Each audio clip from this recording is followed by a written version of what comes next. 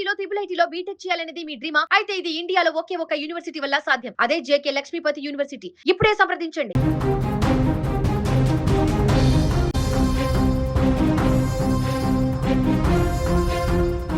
ఉత్తరప్రదేశ్లో మంగళవారం ఉదయం పెను విషాదం చోటు చేసుకుంది. ఉన్నావ్ జిల్లాలోని లక్నో ఆగ్రా ఎక్స్ప్రెస్ వేపై ఒక డబుల్ డెక్కర్ ఏసీ బస్సు ప్రయాణికుల పాలిట యమపాశంగా మారింది.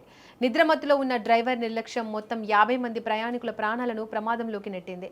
ఉదయం 5:15 సమయంలో ఈ దారుణ ఘటన జరిగింది. ఢిల్లీ నుంచి బీహార్ వైపు అతివేగంగా దూసుకెళ్తున్న బస్సు నిభాఖేడా గ్రామం వద్ద నియంత్రణ కోల్పోయింది.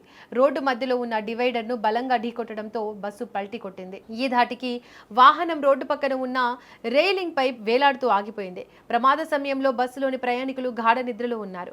ఒక్కసారిగా బస్సు అదుపు తప్పడంతో భారీ శబ్దం వచ్చింది. కిటికీలు ధ్వంసమై ప్రయాణికులు కింద ఉన్న కందకాల్లోకి పడిపోయారు. ఆ ప్రాంతమంతా ప్రయాణికుల ఆర్తనాదాలతో నిండిపోయింది. ఆ సమయంలో అక్కడ ఎవరు ఊహించని రీతిలో రక్తపాతం జరిగింది. స్థానిక గ్రామస్తులు అరుపులు విని వెంటనే ఘటనా స్థలానికి చేరుకున్నారు. వారే ముందుగా పోలీసులకు సమాచారం అందించి సహాయక చర్యలు మొదలుపెట్టారు. పోలీసులు ఘటనా స్థలానికి చేరుకున్నప్పుడు పరిస్థితి చాలా భయంకరంగా ఉంది. బస్సులో చిక్కుకున్న వారిని బయటకు తీయడానికి క్రేన్లను వాడాల్సి వచ్చింది. ఈ ప్రమాదంలో ఒక పోలీస్ సబ్ ఇన్స్పెక్టర్ తో పాటు మరో 5 ప్రయాణికులు అక్కడికక్కడే ప్రాణాలు కోల్పోయారు. మరణించిన వారి వివరాలను సేకరించడానికి పోలీసులు ప్రయత్నిస్తున్నారు.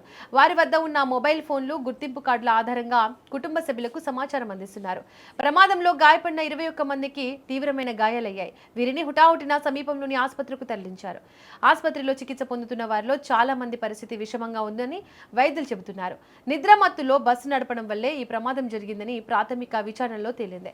సుదీర్ఘ ప్రయాణాల్లో డ్రైవర్లు తగినంత విశ్రాంతి తీసుకోవాలని, లేదంటే ఇలాంటి ప్రాణ నష్టం తప్పదని అధికారులు హెచ్చరిస్తున్నారు.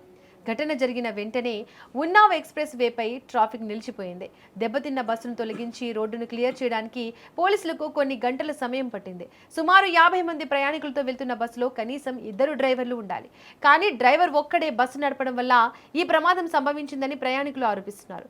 ఘటనపై కేసు నమోదు చేసిన పోలీసులు పూర్తి స్థాయిలో దర్యాప్తు చేస్తున్నారు.